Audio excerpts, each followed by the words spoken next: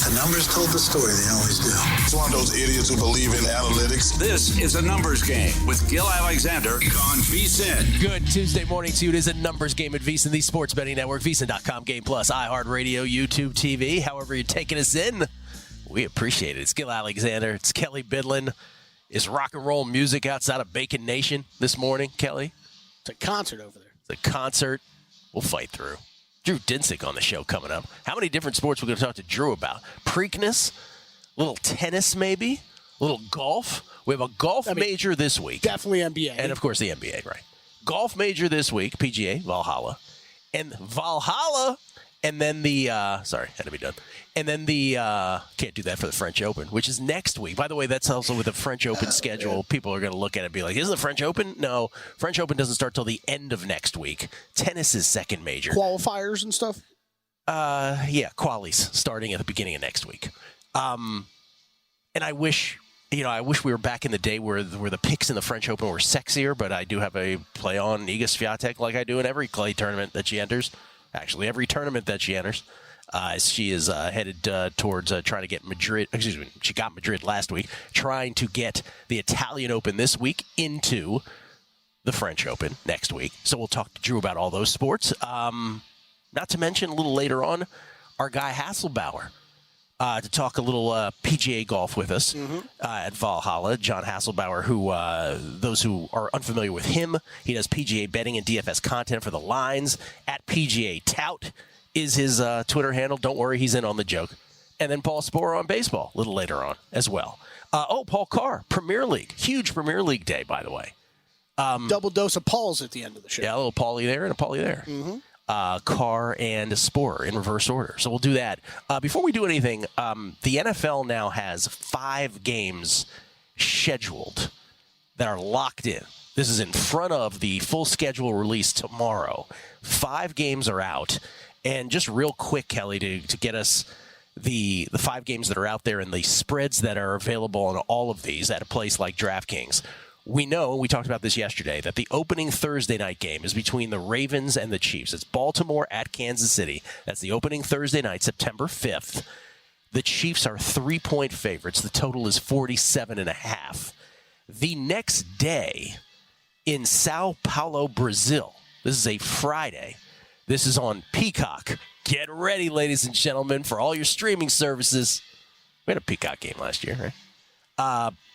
This is the Packers and the Eagles in Sao Paulo, Brazil. Did we? Oh, yeah, we had a Peacock game. Oh, yeah. I know we've had Amazon games at this point, obviously, but... No, we had a Peacock game. Yeah, you're right. Didn't we have a Peacock playoff game? We're really firing on all streaming devices, yeah. Eagles favored by 1.5 in Sao Paulo, Brazil, with the total at 48.5. That is day 2 of the NFL season. So, again, the Thursday night opener between the Ravens and the Chiefs on Thursday night. The next day, the Packers and the Eagles in Brazil. Then the first Sunday, we have one game that we know about. That's the Cowboys at the Brownies. You want to guess the line on this one? Oh, man, I did not look at that one yet. Cowboys-Browns? Cowboys at Browns, opening Sunday. It's going to be one of tons of games, but it's the only one we know so far. Man, I pick them? It's got to be close to a Browns pick. by 1. Browns 1. Okay. Well done, Kelley Bydlon. Kelley Bydlon guessing college lines coming back this year? 40. So we should have done this today. Guessing line for 1 That's second. right. That's right. We should open with guessing line. 44.5 is the total in that game. It is cracking me up, though. So what do we have 5 total, right? 4 of these just getting announced this morning. 1 we knew yesterday. Correct. Oh, no, we knew the Brazil game, too. Yeah, we do that. It is cracking me up seeing the movement on that Chiefs-Ravens opener. All right, and then the opening Monday night we have now. So this is still the opening. We still haven't gotten past the first weekend here. The opening Monday night, Jets at Niners. Aaron Rodgers on Monday night, two years in a row here. Jets at Niners. What do you think the Niners are favored by in this game? I saw that one. Oh. Wait, this has moved up. The Niners have taken money. This is 5.5 now. I was going to say, on my odds board, I'm seeing 6s too, Gill. So, oh, boy. Get your bets in. Still time. I don't know. Inevitably, by the way, someone gets caught at the window, 1 p.m. Eastern, 10 a.m. Pacific, on opening Sunday morning. Oh, yeah. But this is the Monday night game. Jets at Niners. Niners favored by 5.5. And then there is one week 2 game, and that's the Bengals at the Chiefs. So the Chiefs open home Ravens And then home Bengals, week 2. Chiefs are favored by 4 in the week 2 game against the Bengals. The total's at 49.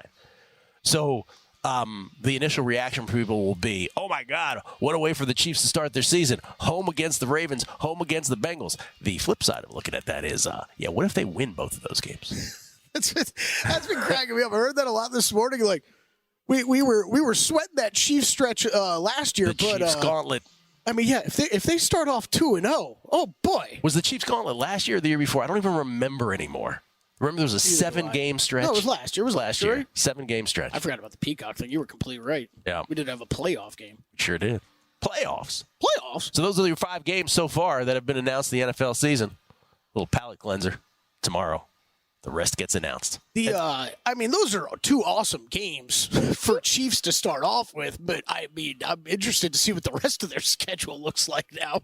Those are 5 awesome games, as the NFL is awesome and the NFL consumes us. But it is a quick reminder of, there's a Peacock game too, huh? Day 2. Oh, so this is gonna be interesting this year. I don't care. As long as you can clearly direct me to where to watch games. Like, don't we have all this stuff by now? I do, but I wonder if most do. Yeah, that's a good point. Good point. We do because we're so locked into stuff. But, I mean... I feel like I'm getting to the point, though, where I'm one of the few people with cable. I wish I hadn't left cable. I really do. I'm so glad I left cable. Everything. I wish I had never left.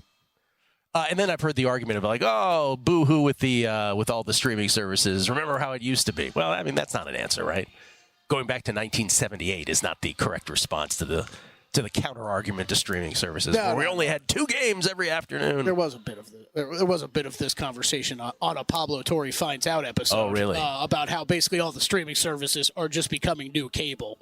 Like how we're just because where do I go? What channel do I go to? That's all it's becoming. Don't get me started. If you add it all up, I'm probably paying as much, if not more. Yeah. It's disgusting how much I'm paying right now. Yeah. Yep. They fixed this again.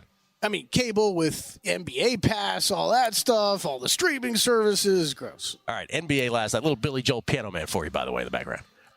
Okay, NBA last night. Celtics. Well, first of all, we found out that Donovan Mitchell was not going to play in this game about an hour before tip-off. Did that surprise you? Oh, shocked. Me too. Shocked. I mean, apparently he played through the second half of that game, the game before. But yeah, I was shocked, and as I texted you, I don't know how hurt he is, or maybe it's just, you know what, you scrubs aren't worth my future. That leapt to mind. Because he looked kind of comfortable on the sidelines. Of course, it's hard to know, right? But Celtics win by 7, 109-102 against the Donovan Mitchell-less Cavaliers. So the Cavaliers cover not only the adjusted price after his announced absence, which got to 11.5. They also ended up covering what was the number when people thought he was playing, which was 8. So Cavaliers keep it within the number. They lose by 7. I just want to say about this game, Celtics take a 3-1 lead now back to Boston in the best of 7 conference semis. Did you hit? You got home? I got home. God bless NBA Penny. I got home. It's ridiculous I got home, but I got home.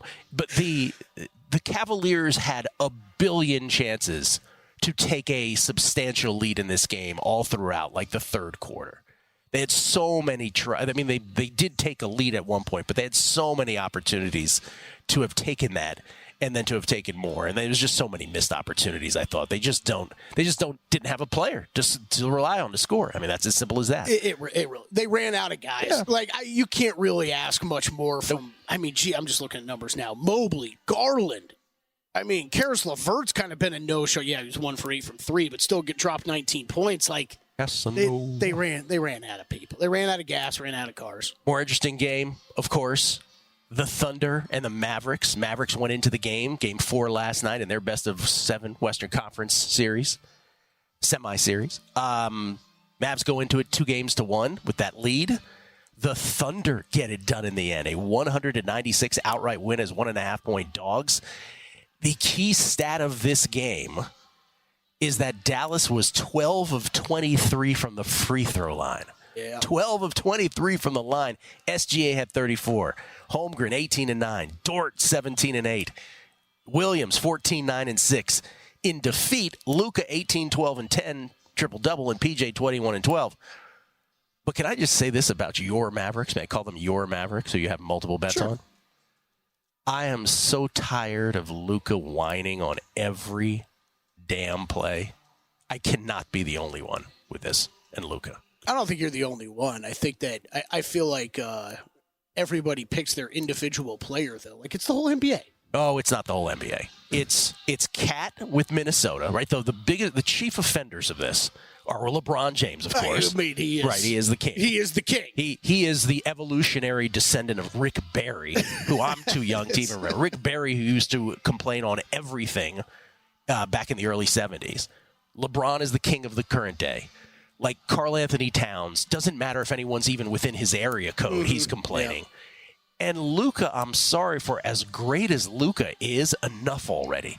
He is so much more concerned with complaining to the refs than he is winning a basketball game. And by the way, I think the attitude trickles down because you have guys like Lively and P.J. Washington who appear far more concerned with getting in kerfuffles and preening about stuff. Lively's fiery. Yep. Oh, it's ridiculous. Yep. Y'all have won nothing. You're nobody in this league. Nobody knows who you are except for Luka. Stop it.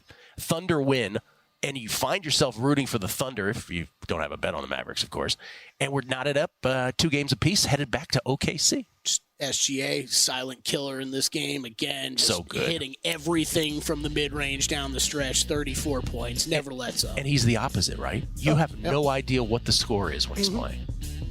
No idea what the score is. He'll give one of these once in a while. I like this. Like a tennis player. Where's the call? Yeah.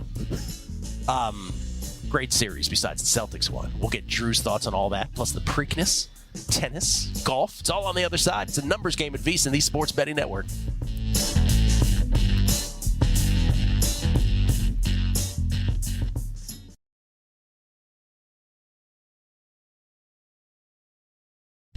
A numbers game on VSiN, the Sports Betting Network. Are you ready to become your own sports betting expert? Look no further than a VSiN Pro subscription. Your ticket to insider insights, exclusive data, and winning strategies.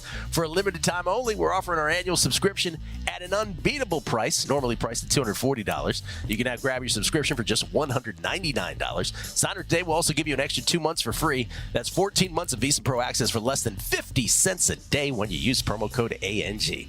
With VSiN Pro, you'll gain instant access to our daily best bets with the leaderboard to see who has the best win percentage and ROI. 19 hours of live programming, including expert breakdowns and in-game analysis, proven betting systems from professional handicappers, and our exclusive betting splits to show you where the money and bets are moving for every game. Visit VSiN.com/subscribe today to claim your 14 months of VSiN Pro for only $199 with promo code ANG. Spring sale at VSiN. We're slashing prices. Just use that promo code ANG as in A, numbers, game, ANG. Slashing prices. That's VSIN.com/subscribe. Kelley has the used car salesman sticker on the windshield feel. Okay, carried over from last week, right? I had That's right. I had like the motocross Monday. You know how get down to the fairgrounds. Fairgrounds. You know how we during March Madness we did the whole what's the most annoying commercial breakdown. It was the SGA Chet Holmgren What a Girl Wants. Yeah. I think that edged out the competition. The latest most annoying commercial, NBA playoffs. They changed the janky phone one, by the way. They changed that one. Remember we were discussing that? They recognized people were not happy about it, like myself. Right. And they changed it. And here's the problem, though. They changed it, and then they made it worse.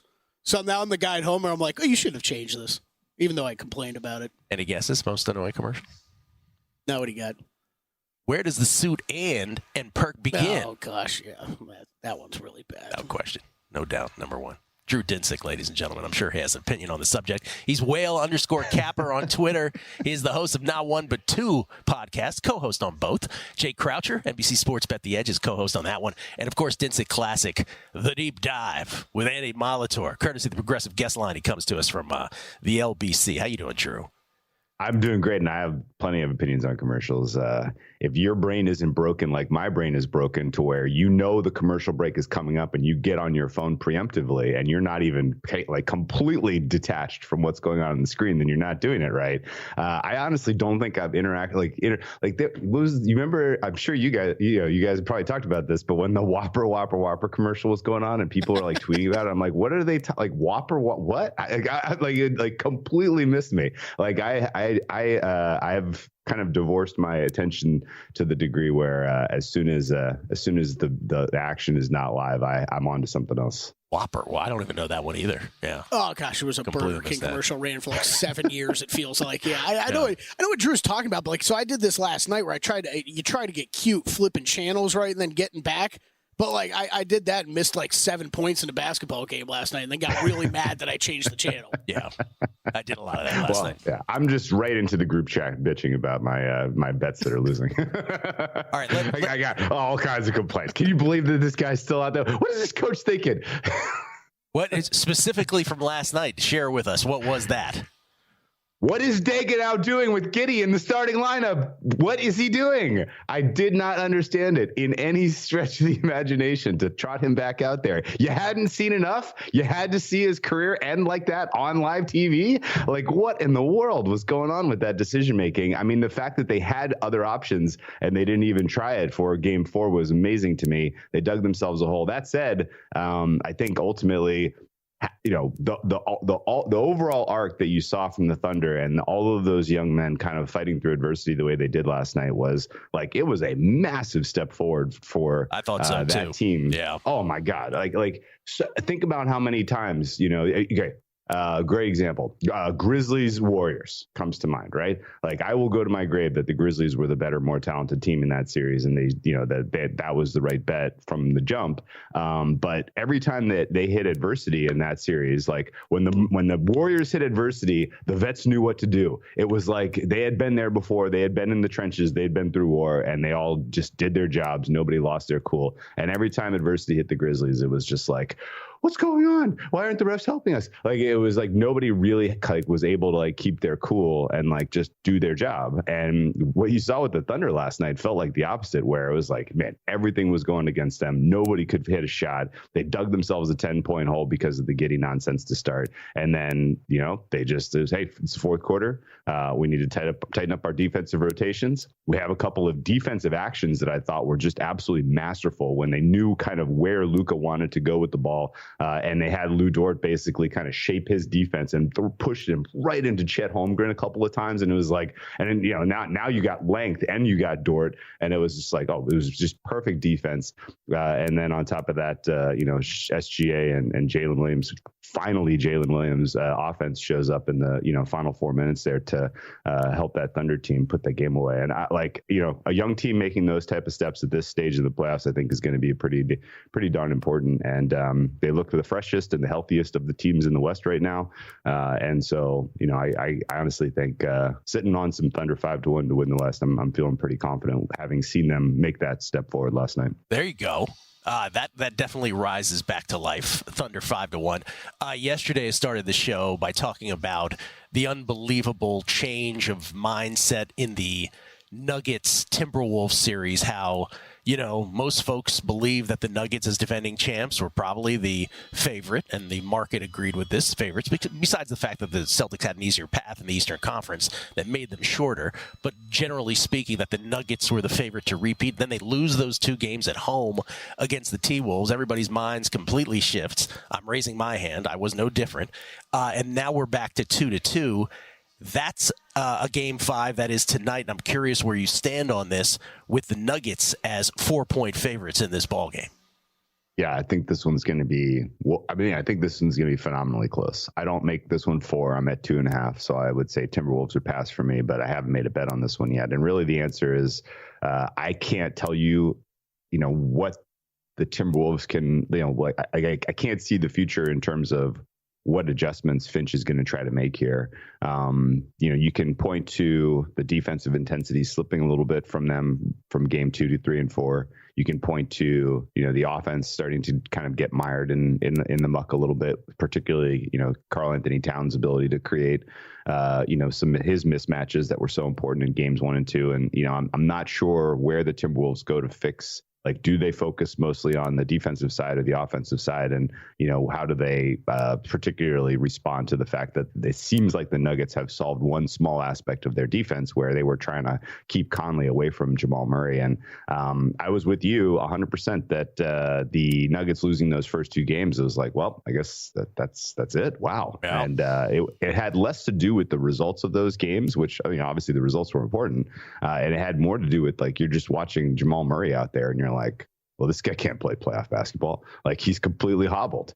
And for whatever reason, the 3 days off that they had between game 2 and game 3, it was like he went into a time machine and he's perfectly healthy again, even though he's dealing with this calf ailment. And I think, honestly, if he can perform at the level we saw from him in game 4, which wasn't like as good as, playoff Murray has been, but certainly better than what we saw in the early part of the series, then, the Nuggets are certainly live to get through to the next round. However, the Timberwolves still have some pretty solid mismatches here. And I think you've seen the Nuggets kind of respond with a huge game from Michael Porter Jr. in game 3, huge game from Aaron Gordon in game 4. You're getting contributions from the bench that I think are somewhat unsustainable, particularly, if you're getting 25 minutes from Christian Braun and you're getting, you made threes from Reggie Jackson and Holiday, like, you're all a little bit on borrowed time. And I think that this was probably going to go 7. And my guess is that this is going to get distilled to just, what can Anthony Edwards do? Can he put on his Superman cape? Is Cat gonna, is he going to rise when, they're in an elimination game? Because elimination game is coming, whether it's in game 6 or 7.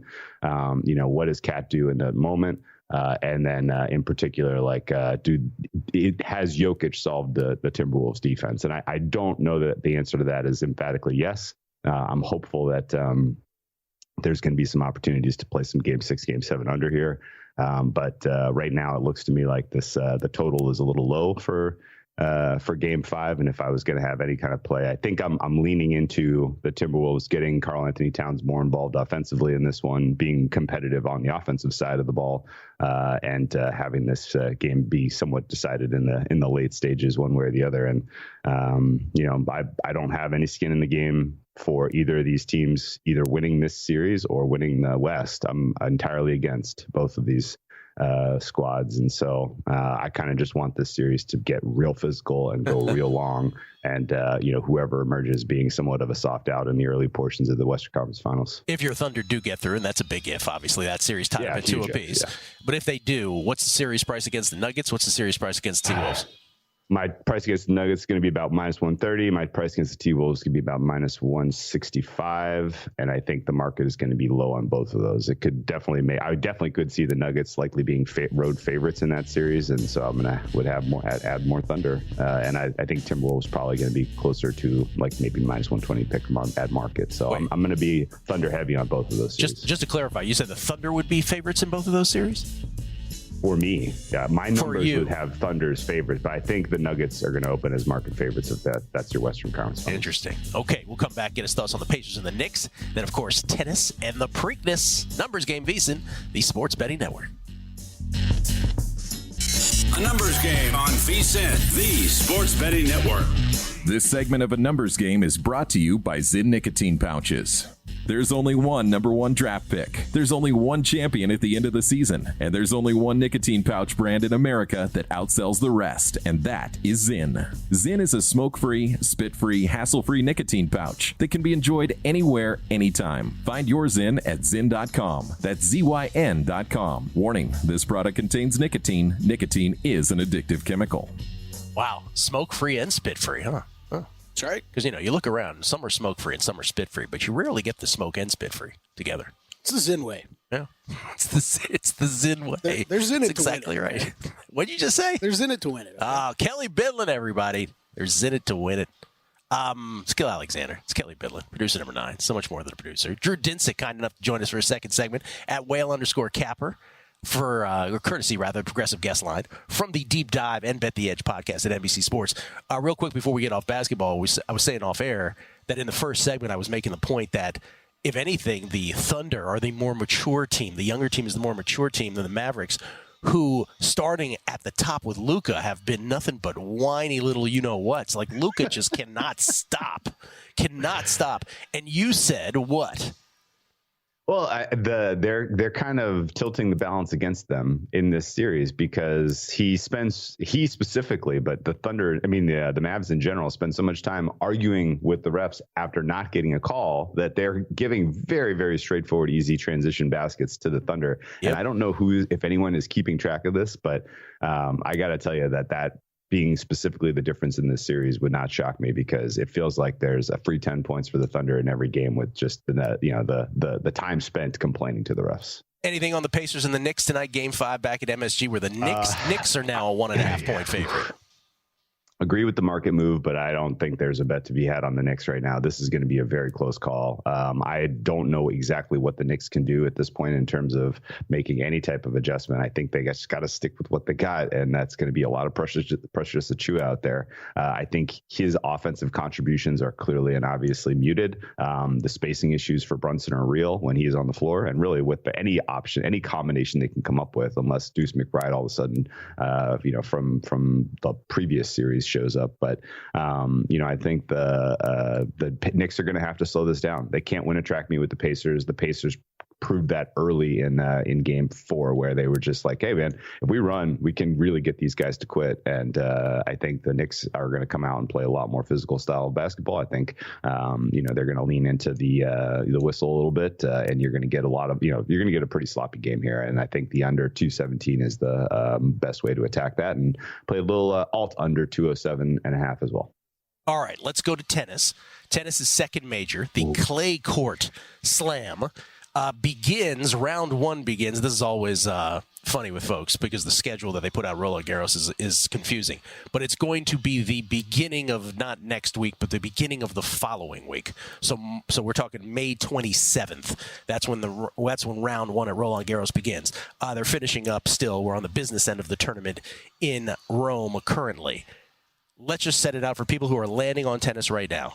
You have clay court tennis and Roland Garros specifically. So Iga Swiatek is a young Rafa Nadal. She is looking for her 4th French Open title and her 5th Slam overall. Once that tournament begins, she is the favorite.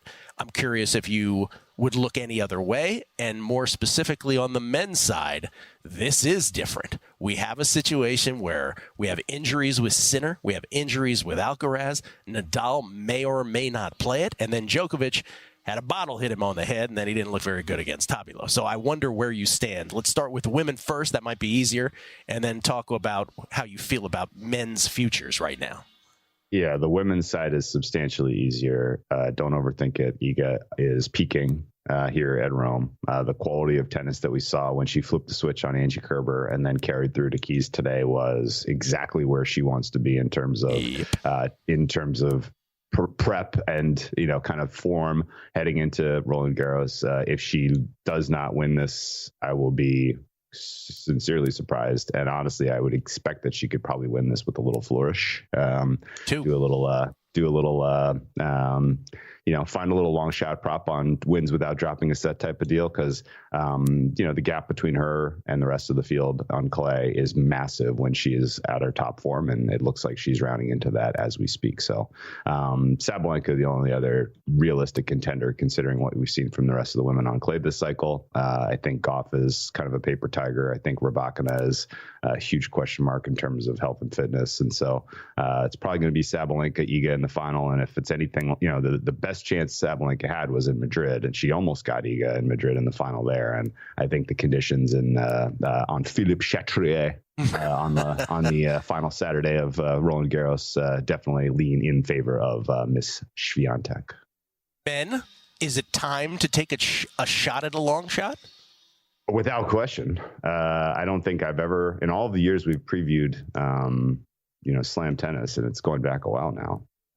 Yes. The pool of contenders is pretty narrow. We're like, well, 3 or 4 men can realistically win this. I would say that's very untrue this year, because Carlos Alcaraz's elbow injury, not only does that affect his ability to perform well on clay and get his spin and get a power out of his forehand, he may just not be able to go. Like it's still, we have no evidence to say that he's going to be anywhere close to top form for Roland Garros. So he being the favorite is amazing to me right now in the market.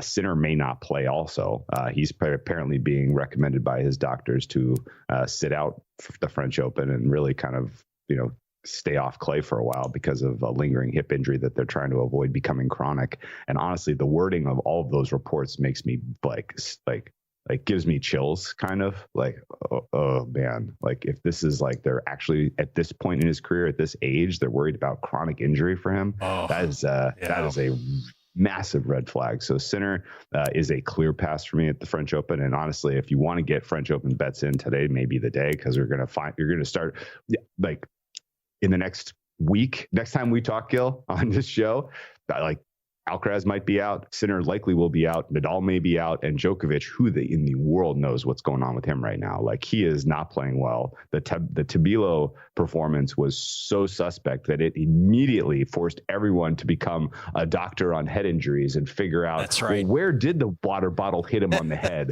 and how badly was he concussed? That was he it played the this medulla poorly? oblongata? That's right. It was very specific. Yeah. Yeah. Djokovic, don't get me wrong, he has had some wild, bizarre losses, and especially in the later portion of his career where he is just completely no-shown in matches. The data from that match against Tabilo was like, he got destroyed. Yeah. What? Like, I mean, like some of the specific numbers you saw were like so appalling that I had to go back and watch the match, because I didn't even watch it in the first place because I didn't think it was going to be of interest. Who did? No, I had to go back and watch it, and like his balance is completely out of whack. Like, I honestly, and he's the kind of player that does need reps to ramp up to be peak, and so he's likely an early out as well, which means not to interrupt you, Drew, but I want to get to the Preakness too. So give me a name or two. Give us a name or two pre-draw that would leap to mind for you. As perhaps it's going to be one of three guys, and it's going to be Tsitsipas, who's playing the best clay tennis of this cycle so far. It's going to be Zverev, who has the highest quality, highest ceiling, and has not won a slam, or it's going to be Ruud, who has made this final twice and ultimately may just have a soft path. I don't think Medvedev has a realistic shot, and I don't think you can go that far down the board looking for a long shot price to really kind of steal this one. So take your choice between Tsitsipas, Zverev, and Ruud, in my opinion. I like that answer. Ruud is the sneaky freaky brother sneaking in from the rear. He is really the sort of one lane in the weeds. If you made me take one, it's going to be Ruud, and it's only because the conditions really play into his strengths, and he has made the final here twice. Preakness, you kind of called your shot before the Derby, didn't you? Oof. Yeah. I think he's gonna go off as the heavy favorite here. By the way, Drew did not audibly moan. He actually named the horse. Could you repeat the name of the horse? Yes, Muth. There you go. M-U-T-H. Muth. It's not Muth. It's not Muth. No, it's Muth. not Muth. It's Muth. Muth. Are they saying boo or Muth? No one knows. No one knows. Muth is a Bob Baffert horse. He was one of the best in class in the Kentucky, run up. He did not run in the Kentucky Derby. You know why, Bill? You know why? It's because Bob Baffert is suspended from Churchill Downs. Well, he is not suspended from the Preakness. In fact, he is a return. He won the Preakness last year with National Treasure, and Muth got a great draw. He's the 4. He's the inside speed. He's going to get a rail ride. He's inside Mystic Dan, the Kentucky Derby champ. He's inside the other speed in the race, which is all to the outside. So I think honestly, Baffert's 2 horses in this one, Muth and Imagination, are probably going to be your 2 top choices. They set the pace. Especially if it's a cool pace, these horses could just pull away down the stretch and kind of be the deciding factor. If you want a long shot to look out for, I would look for Tuscan Gold. He is the Chad Brown horse that did not run the Derby and kind of fits the mold of the cloud computing and the early voting where he could ultimately be the spoiler. He's going to go off in like the 8-1 range, and now I'll probably use him in some exotics. If I have to make an official call, I'm gonna have Muth over Tuscan Gold. By the way, great job with all your reports. Great job wearing the hat during the Derby. You were awesome. You really were. I do my best. Drewski, thank you. Appreciate it, man. All right, best luck, guys. Drew Dinsick at whale_capper. We're coming back. Oh, my God, NFL Comeback Player of the Year. Oh, no, next.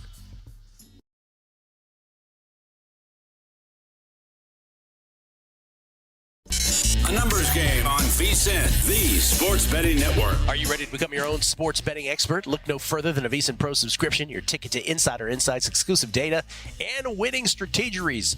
For limited time only, we're offering our annual subscription at an unbeatable price. Normally priced at $240, you can now grab your subscription for just $199. Sign up today. We'll also give you an extra 2 months for free. That's 14 months of Visa Pro access for less than 50 cents a day. When you use promo code ANG, I did the math for you. With Visa Pro, you'll gain instant access too. Our daily best bets with a leaderboard to see who has the best win percentage and ROI. 19 hours of live programming, including expert breakdowns and in-game analysis. Proven betting systems for professional handicappers. And our exclusive betting splits to show you where the money and bets are moving for every game. Visit VSiN.com/subscribe today to claim your 14 months of VSiN Pro for only $199 with promo code ANG. Yeah, we're slashing prices on everything from Adam Burke baseball articles to betting splits and more. Slashing prices on Adam Burke baseball articles. Wow. Yeah. It's VSIN.com/subscribe. I lied to Adam Burke. I said I was only borrowing the Guardians for March and April. Yeah, you did. You lied. Total liar. We get tweets at Bidding the Book. Tom FT for 3. This is the best tweet of the morning. He said, bad form, Gill, sneak attacking guests, catching them by surprise. So great. Tim Lawson also texting in the same. He said, did that guy know he was on a live show, or did he think you guys were just chatting on the phone? Did seem like we caught him by surprise there. Nick G. Off subject, but coming to Vegas end of June, staying at Aria. Besides coming to the D to see you guys. Oh, that'd be great. Listen to the Vegas Lifestyle Pod. Definitely going to some of your restaurants. Any other recommendations? Kelley, you have any late restaurant recommendations? Good question. That you've discovered of late? No, nothing recently. Yeah. Nothing new, at least. Yeah. You know where I haven't been in a long time, which I miss? Yardbird. Good fried chicken over at Venetian. Brian M. You could stay in the Venetian for 2 weeks and not leave and be completely happy. Oh, there's so many good restaurants and stuff in there. A lot of places you can say that about. Brian M. He says the correct French Open parlay in Poland is Poland meets Greece. He was joking. He says, or Kot Sakura. He goes, no, but really, Iga Tsitsipas. I don't hate the Iga Tsitsipas either. Again, just anchor it around Iga. She is Rafa Nadal. Ladies and gentlemen, he comes to us from Austin, Texas. You can follow him at Spore on Twitter. He works for Fangraphs, and he's down with OTP, which he'll explain. It's Paul Spore, everybody. How you doing, Paulie? Courtesy of the Progressive Guest Line. Thanks so much for having me on. Can you explain what OTP is? We never really delve into that for you. Out of the park baseball. So it is a baseball simulator. And frankly, if you're a betting nerd, and I say that with love, not slander, chances are you would like a baseball betting simulator. You can play lots of different ways, but the thing that I do is called Perfect Team, and it's a card collecting game where you collect cards of real life players from over the years for different, stages of their career. You can get a rookie card for a player. You can get their best season for a player. You put a team together, and it simulates against other human opponents. So, Gill, we could both create a team of different players, and then the simulator would play us against each other. You have a season throughout the week. Every day is a month of games, and then on Sunday is the playoffs if you make it. And then there's one-off tournaments that you can play where maybe you can only use the silver cards, which are kind of like mid-tier level players, and then we go against each other there. So it's a lot to explain, but basically, wow, it's computerized fantasy baseball in a way. That's kind of the quickest way to say it. I love it. Remember Madden? You remember that game? Which game you said? Madden, you said?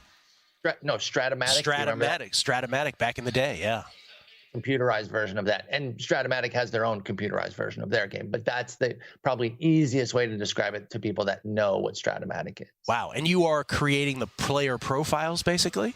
Yeah, all the content for that Perfect Team game there. So, 1 week we'll release Ken Griffey Jr. Well, we're not going to put out Mike Trout the next week because that's another center fielder. And, you want to give some time for the Griffey Jr. to kind of be the king of the hill there. And then you move on. So you got to space out the content from March to the following February and kind of plan how it fits in accordance with real baseball, too. I do stuff around the draft, with rookies and prospects in July there. Playoffs, of course, October. So it's a lot of fun. It's a lot of work, a lot of puzzle pieces. It gives me a newfound respect, even though it's not the same thing, a newfound respect for the schedule makers. We're always clowning those guys. Who made this schedule, man? Why is there only 5 games today? Not easy when you got a lot of restrictions. Taylor Swift concert coming into town. You can't book for 5 games over here, whatever. They got to deal with a lot of restrictions. I have to deal with a lot of different interesting restrictions like that, too. That was a spectacular imitation of me. Who made this schedule day? Why are there more day games? All right, you're wearing a San Diego Padres hat. Now, my favorite season win total, I had 2. I made the Cubs over. Cubs off to a great start this year. They're now 24-18. They've sort of mellowed a little bit, off to a great start. Now they've still. That's fantastic. Yeah, a 90 in pace. Yeah, still right there, half game out of the lead of the NL Central. The other one I loved was the Padres over. And the Padres started slowly, and then I had Steve Fezzik text me and be like, "Oh, your Padres aren't doing so well." And I was like, "Pipe down, give it some time." And here they are. They're 500 now. Big favorites tonight against the Rockies. What has gone right for the Padres, and how bullish are you on them right now? Yeah, I'm actually pretty bullish. I'm mostly wearing this because I was out there this weekend. A quick little San Diego jaunt. Got to go set the record for the Petco attendance. All I'm saying is that they never set a record until I went. That's right. So you want to say the record is me? That is your decision, but they never set a record until I went. I go, they set a record, ergo, vis-a-vis, ipso facto, I was the record setter. Anyway, what's gone right for them? Quite a few things, in fact. And it was starting to look a little dicey early on again, like, are we going to have another season where we have to kind of wait for the talent to come through because we know the talent is there? No, it is finally coming through. I will say in a weird way, and I don't ever root for injury, but maybe having Joe Musgrove on the shelf a little bit, not bludgeoning the team every 5th day, has kind of helped. Although Randy Vasquez in his stead hasn't been great, but the rest of the pitching has. Dylan Cease has been amazing. Darvish has been amazing. Michael King's been more good than bad, despite having some bumps. Waldron's been up and down, and then Musgrove, of course, was struggling. Hopefully getting healthy will be great for him. Robert Suarez is, unfortunately only the second best closer in California, thanks Mason Miller there in Oakland. But, the best in the National League right now. Robert Suarez has been amazing. The bridge to Suarez has been fantastic. So they're not blowing leads. Remember their 1-run record last year, their extra inning record. The offense is going pretty well, and they've even got a few guys that are in a lull, like Xander Bogaerts specifically. I have no real concerns about him. Profar's been God tier and kind of picked up the slack for maybe some of the stars that aren't superstarring, right? Like Machado hasn't been great, Bogaerts hasn't been great, and Tatis has been good, but not God tier. Well, Jurickson Profar is kind of picking up the slack for those guys. So they've got a lot of things working. The Luis Ariz trade was great. The fan base is 1,000,000,000% behind them there. That was a heck of a game. Of course, I will say that the record was set, at least in part to the fact that the Dodgers were there and they had a very strong contingent. But this Padres team is good. I like what they've got, and we know that they'll remain aggressive. A big injury or two, they're still going to go out and try to replace guys, and so they're going to try to be there all year, even though they have to go up against that juggernaut Dodgers team. Give me the team, either AL or NL, because someone was asking me the other day about the Oakland A's, and the Oakland A's have been absolutely pesky. They're 19-24, and you can bet specifically who's going to end up in the number 6 position for the playoffs in either league, which is obviously the last position, which is a really interesting thing because you can get really favorable odds on that kind of thing. Give me just generally the team that is sub 500 right now in baseball that you think is the best of all of them and the one that you have the most hope for heading into a postseason.